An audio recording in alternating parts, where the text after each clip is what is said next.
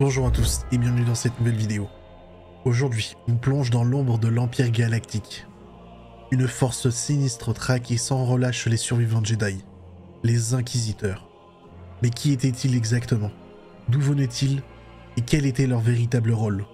Aujourd'hui, nous plongeons dans les profondeurs obscures de l'ordre inquisitorial pour découvrir ces chasseurs de Jedi, redoutables, et comprendre leur importance dans la purge de Jedi après l'Ordre 66.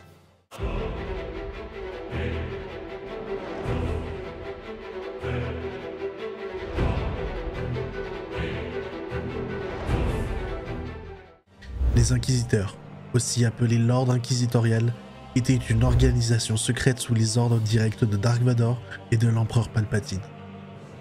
Leur mission principale était de retrouver et d'éliminer les Jedi survivants. Mais leur rôle ne s'arrêtait pas là. Ils avaient aussi pour objectif de détecter les enfants sensibles à la force pour les capturer et empêcher la renaissance de l'ordre Jedi. Certains de ces enfants étaient enrôlés de force dans l'Empire, tandis que d'autres disparaissaient sans laisser de traces. Contrairement aux Sith, les Inquisiteurs n'étaient pas considérés comme des seigneurs Sith. Bien qu'ils utilisent le côté obscur de la force, l'Empereur imposait une règle stricte. Il ne devait y avoir que deux véritables Sith à la fois, le maître et l'apprenti. Pour éviter toute menace potentielle, Palpatine et Dark Vador limitaient volontairement les connaissances des Inquisiteurs sur les arts du côté obscur. Ils étaient formés pour être des chasseurs et des tortionnaires, mais pas pour devenir des seigneurs du côté obscur capables de rivaliser avec leur maître. Le programme des Inquisiteurs était fondé sur la peur, la douleur et la manipulation psychologique. Beaucoup d'entre eux étaient d'anciens Jedi capturés après l'Ordre 66 et brisés par la torture. Dark Vador en personne supervisait les entraînements, les soumettant à des épreuves brutales pour assurer leur loyauté et de leur efficacité. Ceux qui échouaient ou montraient des signes de faiblesse étaient éliminés sans pitié.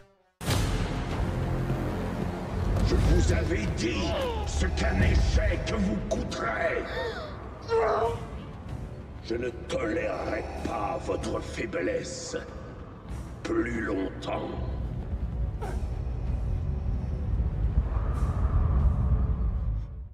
L'un des moyens les plus efficaces utilisés par Vador pour soumettre les anciens Jedi était de leur faire revivre leurs pires souvenirs et d'exploiter leur peur.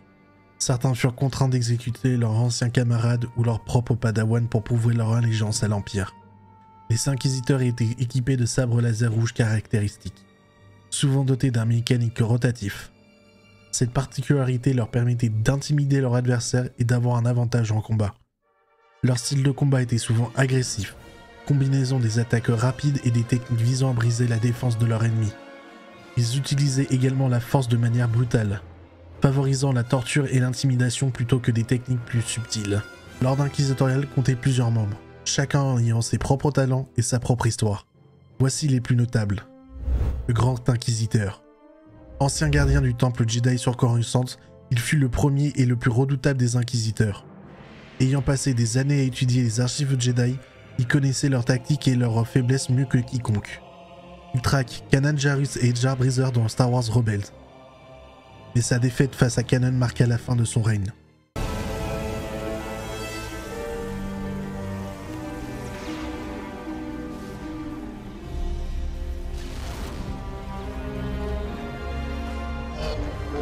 Tu n'as aucune idée de ce que tu viens de libérer aujourd'hui.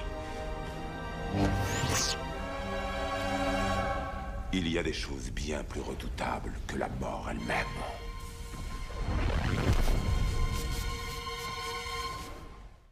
Toutefois, son influence perdura même après sa mort, puisqu'il apparaît sous forme spectrale sur Mustafar pour tester les jeunes Jedi. La deuxième sœur, Trilla Sudori. Ancienne padawan de Cere Junda, Trilla fut trahie par son maître et capturée par l'Empire. Brisée par la torture, elle succomba au côté obscur et devint l'une des plus redoutables chasseurs de Jedi. Dans Star Wars Jedi Fallen Order, elle poursuit Cal Kestis sans relâche. Mais un duel final révéla les conflits intérieurs qui la tourmentaient. Elle fut finalement exécutée par Dark Vador lui-même lorsqu'elle montra des signes de rédemption. J'ai eu tellement de haine envers toi.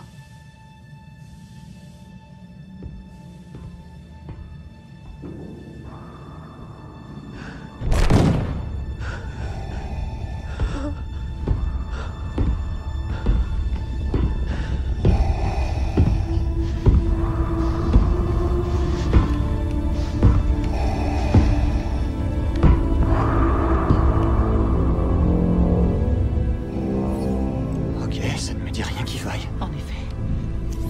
Le voilà.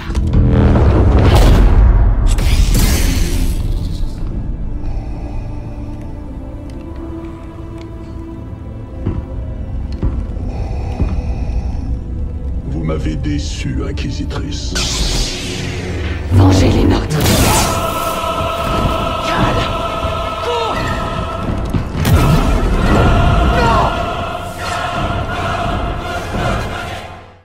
La troisième sœur, Reva Sevender. Présente dans la série Obi-Wan Kenobi, Reva nourrissait une haine profonde envers Dark Vador et utilisait l'ordre inquisitorial pour assouvir sa vengeance. Ayant survécu à l'ordre 66, elle se fit passer pour une loyale servante de l'Empire tout en cherchant secrètement à se venger de Vador. Elle est considérée comme responsable du massacre de ses amis. Le cinquième frère, un combattant brutal et sans pitié.